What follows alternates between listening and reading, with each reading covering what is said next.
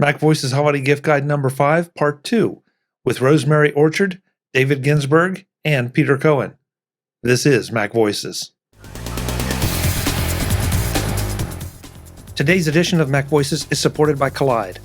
Kolide is a fleet visibility solution for Mac, Windows, and Linux that can help you securely scale your business. Learn more at kolide.com/MacVoices. Welcome to MacVoices.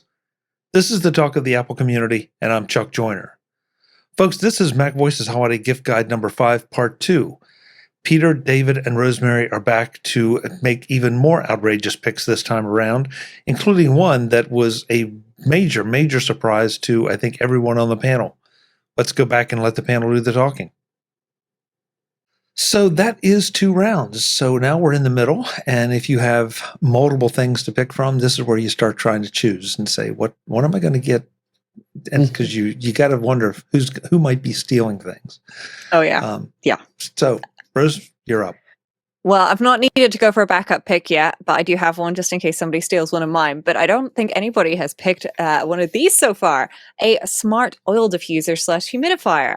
So this one is the dark wood effect ones. You can get them in light wood effects, and there's 2 different shapes from the brand that I'm recommending, which is Meross. But what you do is you pop some water in it. The top just lifts off. And then you just fill some water in there, put a couple of drops of essential oils in, and you can have it turn on. There's a light around the side so that you can see, that there's, different colors or whatever it is you want. But I find these just really nice to have around the home for sort of a little bit of scent without going overwhelming. I find a lot of air fresheners will give me a headache or cause a migraine if I leave them on for too long, which is not good. But I very much enjoy having a little bit of a scent of some kind, especially something like lavender before bed as like a prompt to my brain to help remember that it's time to start going to sleep. And so I found that by using an essential oil diffuser like this, then I can actually control the amount of the scent, which means that I don't get those horrible headaches and migraines anymore. I just get to enjoy the little bit of the scent. And, as a bonus, it's also a little bit humidifying. So if you are somewhere where it gets quite dry indoors in the winter, then you don't have to worry about that because, of course, this will be putting water out into the air. These do this with a heatless option, so you don't have to worry about things getting set on fire, which is quite nice. And Meross also make a number of HomeKit compatible devices, which are very affordable and certainly worth keeping an eye out for deals on this holiday season. Though just make sure if you're looking for the HomeKit ones, make sure it's got the HomeKit tag because they do HomeKit and non-HomeKit things. The oil diffuser itself is not HomeKit compatible, but I believe the light shows up in there, which is quite a nice little bonus. So you can control the little light strip around the outside of it, which is definitely fun. I recommended one to my friends, and he said his kids keep changing the color on the lamp whenever he's using it. So clearly, it's been a hit in their family. So I was going to ask you about the light. Now, you do not have the HomeKit version? Is that correct? So I've got a slightly different one, which is from an earlier version of this, which isn't the HomeKit compatible one, but I'm using this with Home Assistant and it's working great for me. So but the light on the new one is HomeKit compatible, I believe, from memory. Got it. But you can change the lights on that one. Yeah, so there's buttons on the front here where you can control things as well. I hate smart products that are then really dumb because you don't actually have a way to just press a button on the device when you're right there, and you have to get out your phone or your Apple Watch or HomePod and talk to that to do the thing that you could literally just touch it and make it do. So you've got the ability to do all the controls with sleep timers and everything else built in, so you don't have to have it on permanently. You can have it turn on for an hour and then turn off. Very nice. Very nice. I have to look into that. I kind of like that idea. Yeah, man, it's time to up my oil diffuser game. I've just got a random one that just sits there and works. But if I can connect it to all the things, I like that idea. Yeah. I really like that these are heatless as well, which is good because the heated ones scare me a little bit. Just leaving candles out, right? You don't really want to do that. So I'm glad that this has got that feeling. I've noticed that the heated ones often leave a lot of residue too. They require a lot more cleaning and maintenance. So I like that idea a lot. Yeah. Like these ones, you literally just I'm holding it, like usually I just leave it on the table, but you just lift off the top, and this one's not plugged in, so it's really easy to show, but like there's just a really big bowl here that you can fill with water and just add a few drops of oils to. And of course, this way you don't have to like buy special premix stuff. You can just put a drop or two of whatever it is you like in there. Can you control the I'm not sure if this is a word or not, the humidification? No, you can't control the output in that sense. It just outputs because it's using vibration to create the steam. Essentially, it's Right. not steam because it's just small water droplets. Just water droplets. Because there's no heat involved. So you don't get control over that because it has to vibrate at a certain resonance to cause the water to basically not vaporize, but like turn like break up from big modules into small modules. I'm just going to call it like that because somebody watching this will know the correct terminology, and my brain is not functioning with that right now. So you don't get to control that, but by being able to control the amount of water versus the amount of oil that you put in there, you do control how much scent is involved. So it can be more or less powerful as you require from that side of things. Great. Yeah, I'm like you, Peter. I feel like my picks are boring compared to Rosemary's. Yeah, I deliberately went all out ones. for this and did a little bit of preparation, but I do have a more standard one for the final round, unless somebody picks it first. Okay. All right. David, round 3. What do you got?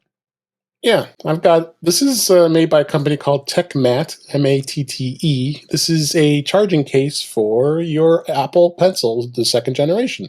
So what you can do is, instead of having to charge it on your iPad, which a lot of times it falls off, this gives you an external case, and the pencil fits in here nicely. You pop it in. You got to make sure you put the label up top, as they say, and then you just close it up, and it starts charging. And then the light normally would go on, and it will start charging in about 30 minutes.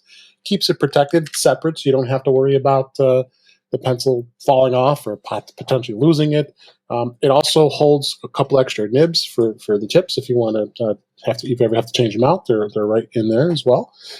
It does it's a wireless battery, but it does have a USB-C port, so you can plug it in to charge it. You got to use your own charger, of course. It doesn't come with it, but good, simple way to store your Apple Pencils, 2nd gen. It doesn't work with the 1st gen. Good way to just charge it and then have it ready to go and not worry about it falling off your iPad Pro, of course. I like that. I've been a little bit baffled that Apple has not come out with a better case or something for the iPad that would include protection for the pencil. And I mean, because you can buy cases that include a little slot for the pencil, but of course then they don't charge. I got my case here that I normally have at the slot. It's already built here, but it still has that chance of it getting bumped. And I've had it where it's been in my bag and it comes out. So, this way it's safe. If it's in your backpack, you got it in a case. It's not easier to find it than trying to find the pencil in the bottom of your backpack or your case. You can find it. It's charging and it's protected. I mean, that's charged and protected. So, yeah. Very cheap, like $30. Not bad. Oh, gee, that's great. Okay, I think it cost me money. Oh, boy. No, I'm sorry. How does it charge? It charges. There's a USB-C port on the side here, and you just have to just plug it into any. Like I can plug it into my fledgling charging device here with the USB-C cable that comes with it, and it charges in about 30 minutes. It's real quick. And then does it have like an indicator light on it or something to show you when it's charged? It does. I just realized this isn't charged, but there is a LED light here on the front. When it's red, it's charged. And if it's green, it's not. It needs to do some charging. The Apple Pencil charges really quickly. So, and how many charges do you get out of each? I think you can get it's like a 1 watt output. So I think you can get a good 4, 5, 6 charges, if not more. They don't give an exact spec of it, but how long will that last you with the pencil? Well, just with the standard pencil. I mean, I don't know, Rosemary, you've used the pencil. I assume you have a pencil that it tends to last for a pretty long time. It's just an alternative way to charge it. Yeah. Yeah. Cool. Yeah, it's quite nice that it doesn't Like, because my problem is always like I find the pencil will run out of battery because it gets knocked off of the iPad, and then it thinks that like you're picking it up and playing with it, like getting ready to write with it. Whereas if it's in something like this where it's on charge, then it will presumably not do that. So you're 2 for 2. Yeah, I'm buying one of these. Well, possibly 3 for 3. We'll have to see. I'm spending your money, Rosemary. Am I complaining? No, I do not. Okay, Peter, I didn't see the power tools coming the last time. What are you going to do to me this time? Well, look, I wrote about Mac gaming for years and years and years. Gaming's still a very important part of my life, but look, I fully accept that gaming isn't every person's greatest experience on the Mac. So one thing I'd like to recommend that people look at is the Steam Deck. Steam Deck is now available in general release. It was available in very limited release and sort of a staged rollout for a big chunk of this year. But it's now available to anybody. You can go to Steam and order one right there from the Steam website. The Steam Deck is a game console. It's a big game console. It's like a Nintendo Switch on steroids. It's hefty. It's like if you took the Nintendo Switch and mixed it with the original Xbox controller, that would be the Steam Deck. But it can play thousands of titles on Steam. Now, Steam titles are mostly on Windows. The Steam Deck itself runs Steam OS. It's a Linux variant that's supported by Valve that Valve designed to run games very quickly. And it isn't exactly a one-to-one relationship between compatibility for your existing library, whether you've got Mac stuff in Steam or PC stuff, and whether or not you can play it on the deck. There are a lot of titles that probably will never be reworked to support it, but there are still a lot more that are, and a lot more coming too. Steam Deck starts at $399. It goes all the way up to $649, depending on what you opt for, screen and storage. But it is a fantastic device. Gives you about 2 to 8 hours of gameplay per battery charge. Underneath the hood is AMD hardware. They use a Zen 2 CPU and AMD's RDNA 2 on the graphics side. And it is just a fantastic treat to be able not only to play games that, if you're a Mac user and you don't have Windows instanced on your machine somewhere, either virtually or, if you're like me and you're using, an M series processor and you can't really run Windows that well, at least not for gaming, it gives you a great opportunity to play those games. And when you're traveling, it's awesome. It's great to just be able to sit there and kick up your feet on the hotel bed and then go to town on Neverwinter Nights or something else for a few hours with this system and play a lot of games. So that's my number 3 recommendation, Chuck. And to be honest with you, it's not even my most expensive one yet. Oh. Uh-oh. Okay. I mean, I'm just going to pop in and second that recommendation because I have a Steam Deck as well. And I've just not been gaming for a very long time because I just didn't have the ability to run Windows. And now I'm actually playing games. And they're great. They're really great. So I second that recommendation. Yeah, it looks great. Very nice. I should point out that Rosemary sometime here, and I didn't realize it, changed the light, her background light color. And so, yeah, well, but all of a sudden I realize now that her hair is a lot more purple than I realized. But also, when she changed her light, I suddenly realized that she had her nails painted to match her light. That's how organized this lady is. So, they've even got little sparkly stars in because we're doing a holiday theme. Oh, jeez. Nice. See, what's wrong with you two guys? You didn't paint your nails with sparkly things. See, they don't have to host iOS Today every week where you feel like if you show up with a little bit of A game, then people do pick up on it. So it's worth doing. I'm going to make a recommendation that I pretty much do every year. And it's one of those that not only can you give it this year, but you can give it every year henceforth, because it becomes sort of an automatic gift. And it's one that I'm still shocked that people don't do. And that is buy someone their own domain name. It can be their name. It can be something they love. You can, get the suffix for, something that they are interested in. But by all means, do it. And the big advantage now, you're going to say, well, they don't need a website. So what? The big advantage is that when you buy a domain name, then you can control your email address. And so you never have to worry about whether you're with one of the big services or even with Gmail. You are now in control. So you can have that email address forever. And if you need to switch services that are hosting your email, you can do it because you own your own domain. And they're just not that expensive. Most of the time you can get something for $14.99 at most, and it's a gift that gives all year long once you get it set up, and it just adds a level of control and identity that is unmatched. My registrar of preference is Hover. I love what they do. They've been really, really good to me. They're super helpful when it comes to service. But if you have someone you prefer, great. But go and get a domain name for yourself, for someone you care about, or someone just that has an intense interest in things. I'm still horrified at the number of people that have Hotmail addresses, or even, God forbid, AOL addresses. Yeah, well. Yeah. I mean, nothing says that I'm on Social Security like an AOL account. I mean, the ones that really worry me are the ISP provided email addresses, because if you stop using that internet service provider, you will no longer have email and you will not know what email you're not getting. So if you know somebody with an ISP email address, follow Chuck's suggestion and help them move over now so that they don't have the pain of doing it later when they don't know what they're missing. Yeah, and Chuck, just to add on to what you're saying, don't forget that you can do custom email domains in iCloud now. So, one of the big hairballs for people to have their own domain is, hey, I have to now set up services and I have to know what I'm doing.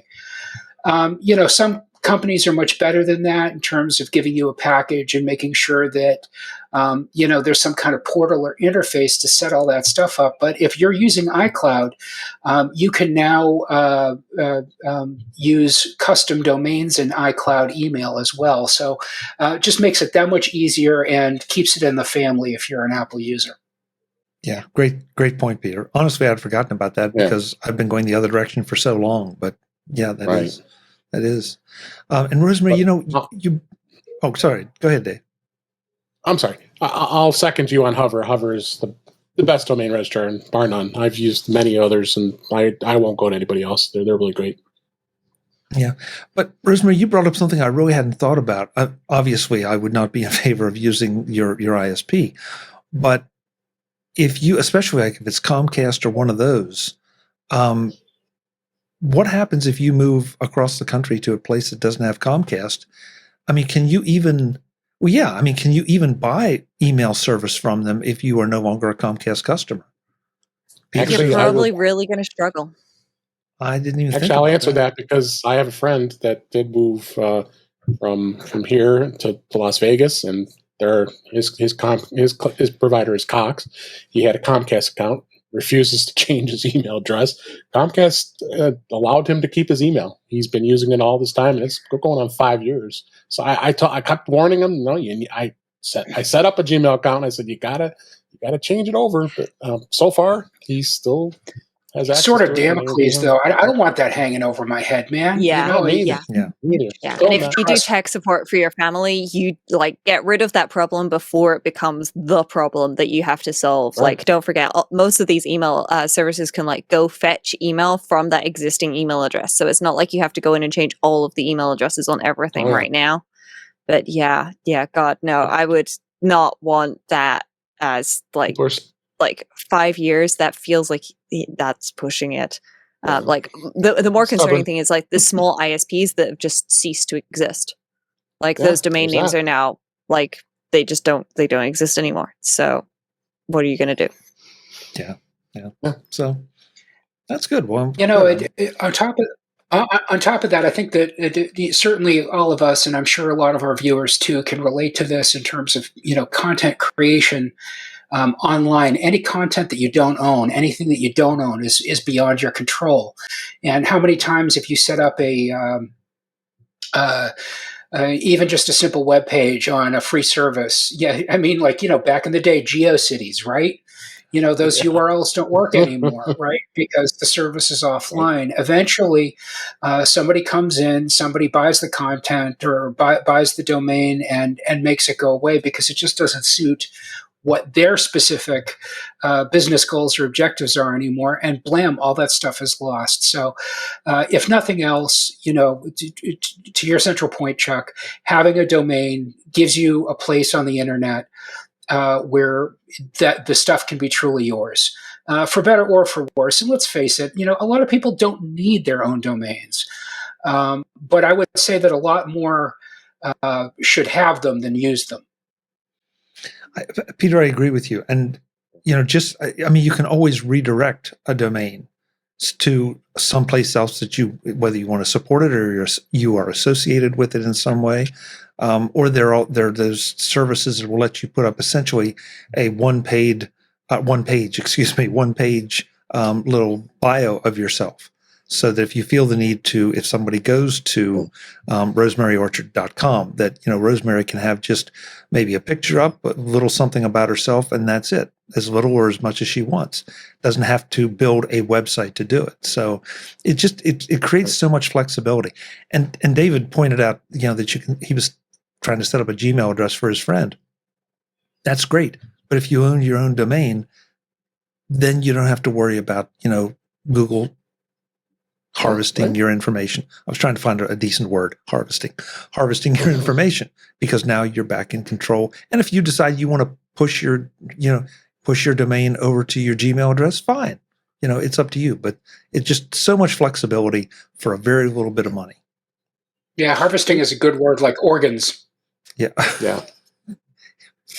You have this thing going today, Peter. I'm a little concerned. All right, so that's round 3. So my field medical kit is in round 4. No, just kidding. Yeah. As long as it's not a surgery kit. I mean, that's... This week's Mac Voices is brought to you by Kolide. Kolide is a fleet visibility solution for Mac, Windows, and Linux that can help you securely scale your business. The challenge with endpoint security has always been that it's difficult to scale. And when remote work took over, the challenge got exponentially harder. With remote work continuing to be widespread, the challenge remains. You need visibility into your fleet of devices in order to meet security goals and reduce service desk tickets. But how do you get that visibility when different parts of your company run on Mac, Windows, and Linux? You get Kolide. Kolide is an endpoint security solution that gives IT teams a single dashboard for all devices, regardless of their operating system. Kolide gives you real-time access to your fleet's data and can do things that traditional MDMs can't. And instead of installing intrusive agents or locking down devices, Kolide takes a user-focused approach that communicates security recommendations to your employees directly on Slack. You can answer every question you have about your fleet without intruding on your workforce. Visit kolide.com/MacVoices to find out how. If you follow that link, they'll hook you up with a goodie bag just for activating a free trial. That's Kolide, KOLIDE.com/MacVoices. Kolide.com/MacVoices. Thanks to Kolide for supporting this week's Mac Voices. All right, round 4. This is, have we saved the best for last, or are you scrambling to figure out something? Rosemary? Well, I mean, I'm kind of left with a couple of different choices, because I've got some, like, you always have to come to one of these gift guides with a spare, right? Because somebody else might pick your pick, like, while you're going around. So I've come with a couple of spares. And I hear that there's probably going to be a great deal out this holiday season if you want to buy Twitter. I suspect that's going to be available for a very low asking price. But I think instead I'm actually going to recommend device cases. Specifically, actually, the little AirPods lanyard that you can get for the new AirPods Pro Pro, which David's recommended. Or if you want to do what I've done, you can get this little case, as David did earlier. I'm just not going to open this because otherwise it'll try switching my audio to my AirPods. But this Incase case for the AirPods Pro, it comes in this lovely sort of purpley raspberry color. Also comes in a black with green for folks who are in favor of the Xbox colors. But I really love this lanyard. You can also just buy this lanyard separately. So the case is $30, or the lanyard is, I believe, $12.95. But what is great about the lanyard is it's a lanyard with a little loop built into it. So if anybody is watching the video and then they look at my screen, then you can see it's difficult to do because I'm on camera, but you can just slide that little rope in there, and then you can use this to loop it onto, say, your belt loop. Or if, like me, you've got Tom Bim bags, they've got those O-rings in them, you can use it to attach them to that so your AirPods don't end up at the bottom of your bag. And if you hate your AirPods case getting scratched, well, I can recommend the case. It's pretty sturdy, works really well, and works with the wireless charging too. So kind of a two-in-one, lanyard or case, depending on the person you are gifting things to. But especially if you know somebody's getting AirPods for Christmas, or they do this for the AirPods and AirPods Pro, I should note. So there's choices out there. But if you know somebody's getting them that, then maybe you can get them an accessory to go along with it. And if you really want to top that off, make sure that they open the case before they open the AirPods, so that they've got the I didn't get AirPods, and then they get the AirPods and film the reaction for, of course, a bonus end of your review. That's very nice. I love the little loop. I've not seen that before. That's such a classic, clever little it's idea. a neat feature, because the new AirPods Pro, of course, have got a lanyard slot on the side built in, which is great. But if, like me, you don't like scratched up cases, then I've gone for the case option here. So recommend that. And the one other thing, I guess, to watch out for when if you don't buy Rosemary's suggestion, is make sure the case you get still works with the wireless charging. That would be really a disappointment to kill a feature. Yeah, I've not personally run into a case that doesn't support wireless charging. Like there are a couple of the silicone ones where this one at the back, it's open here. That's where the hinge is. A lot of them have got a little silicone bit that pops out. And so with those, you might find that you have to peel off the top so that you can flatten that or something similar to be able to charge them. With anything like this, you're going to do just fine. So highly recommend this case. It's a really nice, sturdy plastic as well. So it's got a strong tap to it when you tap on it. Very nice. Very nice. David, what are you going to do for us for the last round? Well, I am a crazy person when it comes to cases. I always love to have cases. I have gadget cases. I have backpacks. I have cases. You name it, I have cases. This company, I've been buying cases for a while. It's BUBM. I don't know if you've heard of this brand. These are these are really well-built cases. Well, I found this amazing deal. There's a 4-pack, 4 pieces. Goes from an extra large, a large, a medium, and a small size case. I'm not going to hold up every single one of them, but this is the large size case. But it's good size, big case here. Some of them come into 2 layers. Some come into the 1 layer. Like this small one is just a 1 layer. Will hold like an iPhone. Small iPhone, and then some little cables, and I got my SSD drives in this case. The extra large one will hold up to an 11-inch iPad, but it's 2 layers, so you'll have you flip it up, you can put all kinds of organized places for your cables and all that stuff. The large size one, which is about 10.5 inches, and the extra large is 11.4. The large is 10.5. That'll hold a little slightly smaller iPad, but again, 2 layers, and it's got dividers. So keep any organizers. I could put batteries and cables and all that fun stuff. Medium one is a nice smaller size. So now I have a variety, and of course I filled up all 4 of them because I have so much stuff. So it's a 4-pack. It's only $59.99 from on Amazon. And like I said, this brand, I've owned cases in the past from them, and they make really good quality cases. And they all have little handles, so they're easy to carry, so you don't have to worry about dropping them. And not bad. Four pieces. I have 4 cases. Very nice. Very nice. Yeah, you've recommended several cases in the past that I have acquired, and I've never regretted any of them. So I'm afraid this may, your record may continue. Especially how could you resist four? You got four of them. You could just They make a whatever you case do. for my Dyson Airwrap. Like this company's amazing. I'm in love. Yeah. I'm gonna go buy more stuff shortly after the show. Yeah. Do they make cases for they're your great. cases is the question. Yeah. They do a desktop computer carrying and monitor carrying case. I think they've got everything covered. Oh my gosh. Mm. They're pretty amazing. Okay. Peter, last round. Should I be scared? No, but Rosemary will appreciate this because I'm going to recommend the Dyson Airwrap.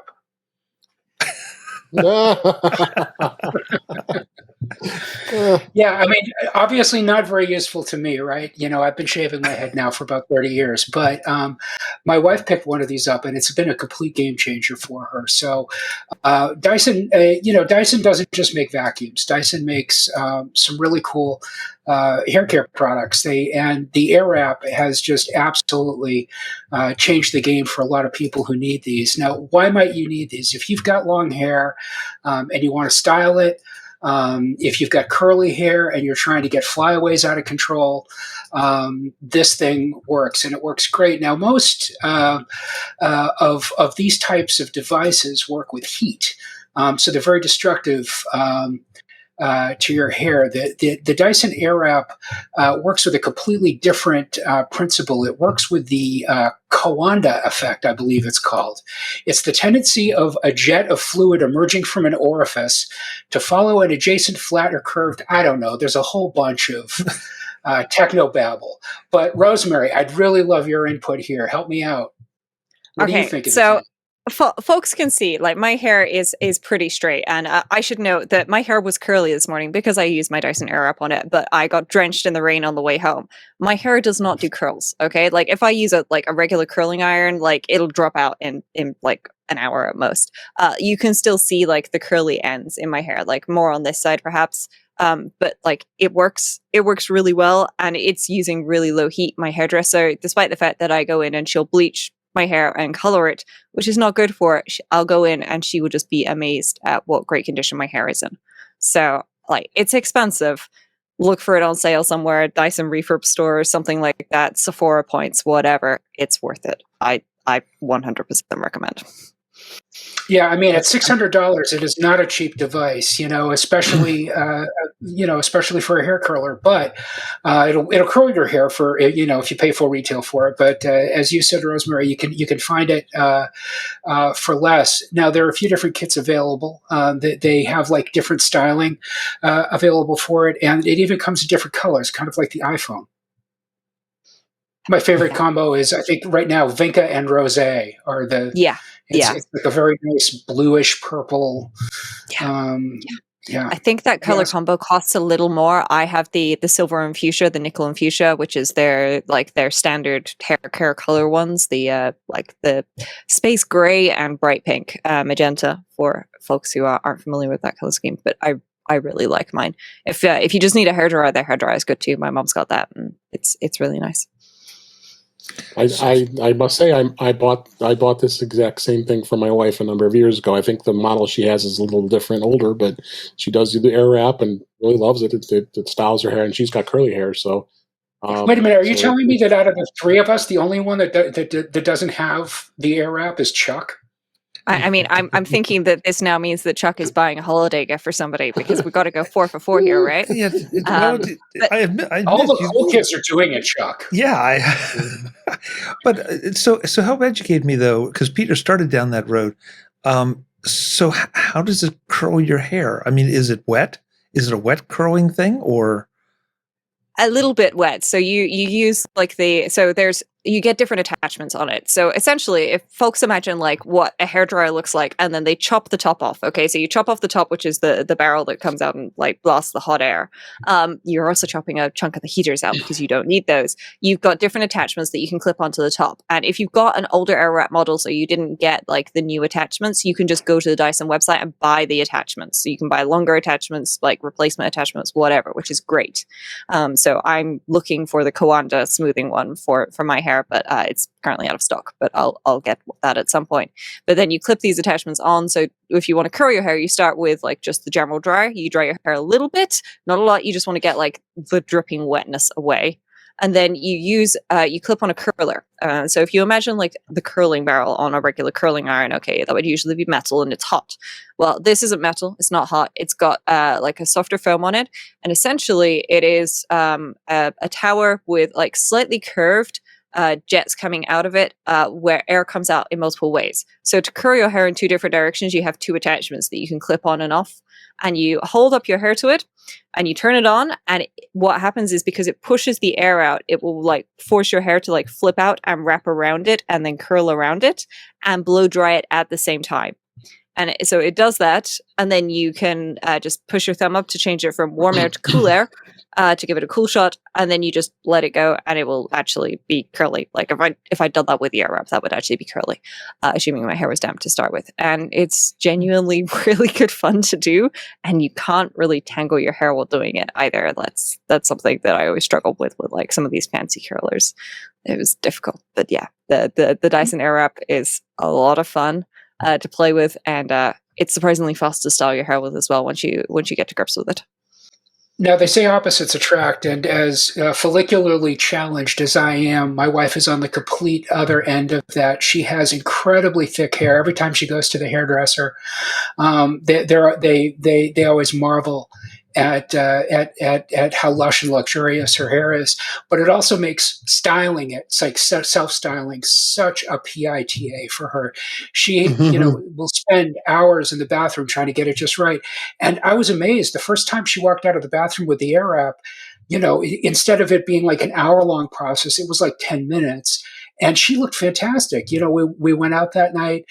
She felt great because, she had managed to do something that she would have had to pay a stylist to do, to get similar results. So, hey, it costs a lot, but if it makes you feel good, then it's worth it as far as I'm concerned.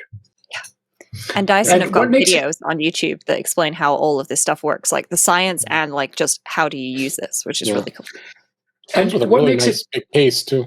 The one she's got is the brown case. You flip up the door and it's got all the accessories. Yeah, they're color matched as well to which version you have. So if you get the Vinca blue, then you get like a Vinca blue case, which is really nice. Yeah, this was the brown one, so it might have been. The case kind of looks like a giant version of the case that you were just showing for your AirPods Pro, Rosemary. a little bit. It's like it's quite a big case because like you've got the Airwrap and all the accessories, but like they're all like nicely placed in there, so you can just flip up the lid and grab the accessory and the Airwrap that you need, and like it fits back in there with the cable and everything to keep it nice and tidy. So if it isn't clear from the name or how we've described it, what makes this so Dysonian, if you will, is the fact that it's using air in this really unusual way, while most of these devices just use heat to try to, abuse the hair into the shape that you want it to. This uses air, so it's a Dyson in that respect for sure. Yeah. Very interesting. Very interesting. I will have to look into it. I know a couple people on my list that might benefit from this. Yes. Well, I mean, the other option, of course, is Chuck, if you fancy going really straight with your hair, they've got a fancy new hair straightener as well, the Corral, which is kind of cool. That maybe just the Supersonic or the Airwrap will do for most folks. Good. Now, I've laughed and I've made fun of the Airwrap a little bit online, saying, it's a lot of money to spend. But if Dyson came out with something that would help me shave my head more effectively, I would buy it in a heartbeat. Come on, Dyson, give me something. Yeah. I'm sure they're working on it. You know what? They're down the road. I'll just go have work with them after this. I'll be right back. Excellent. Thanks. Yes. We need the Peter Cohen device. Rosemary, make sure you give Peter credit for it. Oh, don't worry, I will.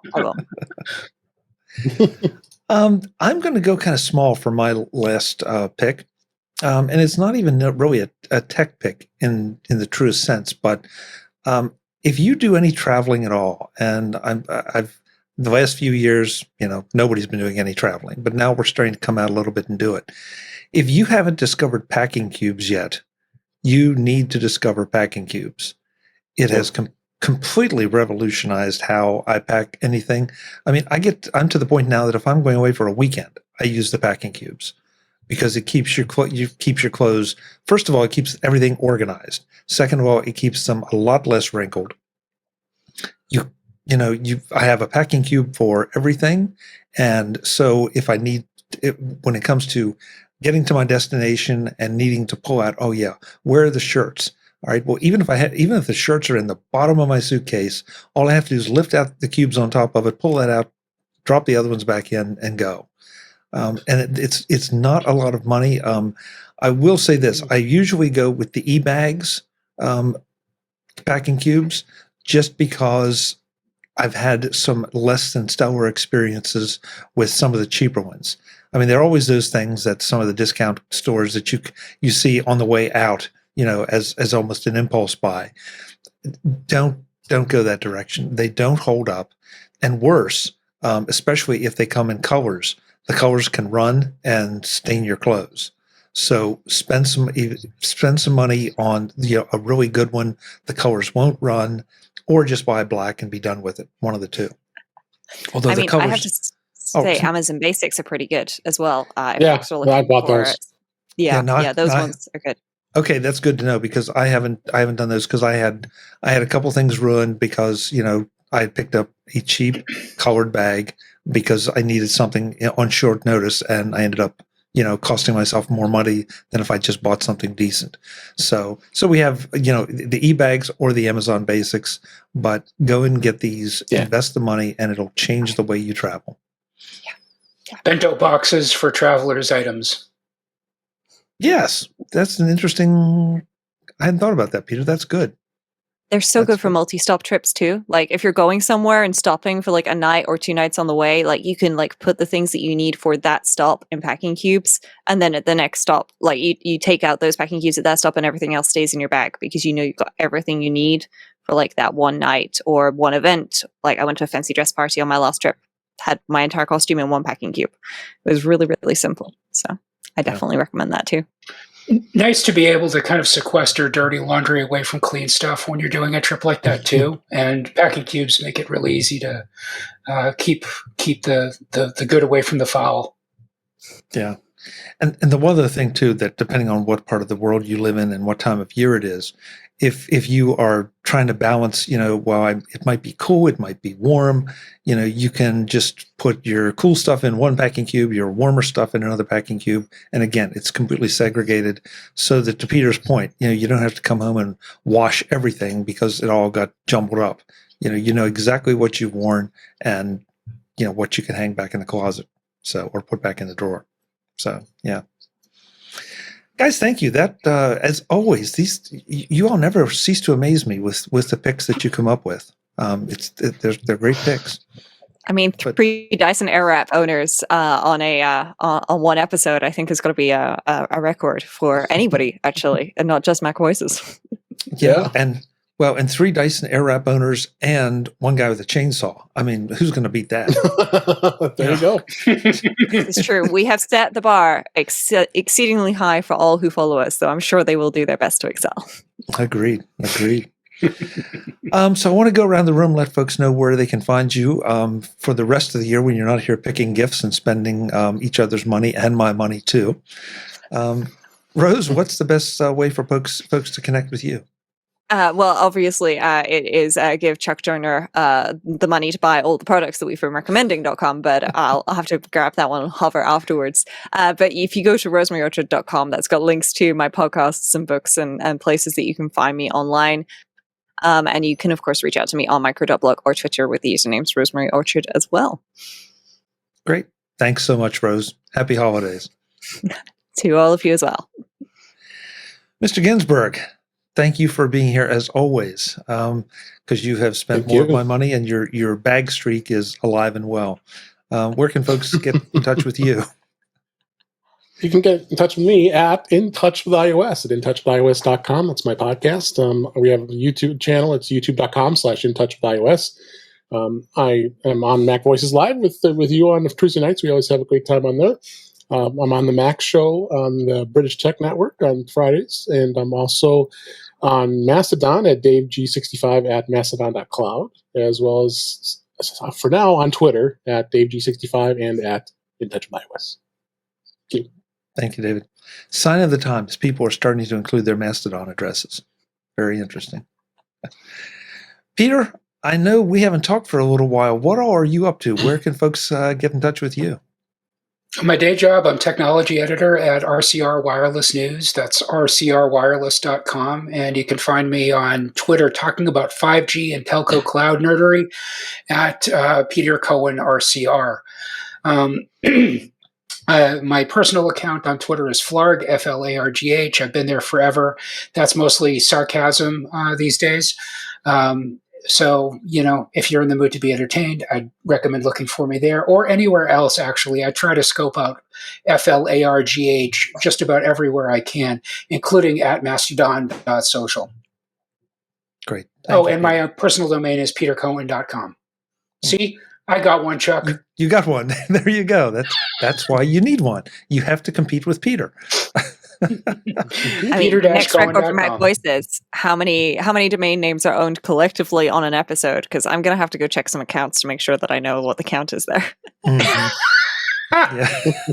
Yeah. Hey, happy holidays, Peter. Thanks so much for being here. Thank you very much. Thanks. Folks, I'm Chuck Joyner. This is MacVoices. I want to remind you that the links to each of the products that we talked about, the specific products we talked about, will be in the show notes to this episode. They will be on the master list on the MacVoices website and also flipped into our holiday gift guide Flipboard magazine so that you can actually see the images as well as link to them. What can I say? Go forth and buy some great products, especially a chainsaw. Until the next time, and as always, thanks for watching. Visit MacVoices.com for show notes and to connect with Chuck on social media. Get involved in our Facebook group or like our Facebook page, and get more out of your Apple tech with MacVoices Magazine, free on Flipboard and on the web. And if you find value in it all, consider supporting us through either our Patreon campaign at patreon.com/MacVoices or by making a one-time donation via the PayPal link on our front page and in the show notes of each episode. You will join these fine people who help bring you MacVoices.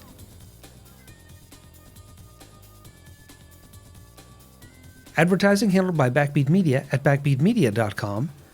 Bandwidth provided by CashFly at cashfly.com.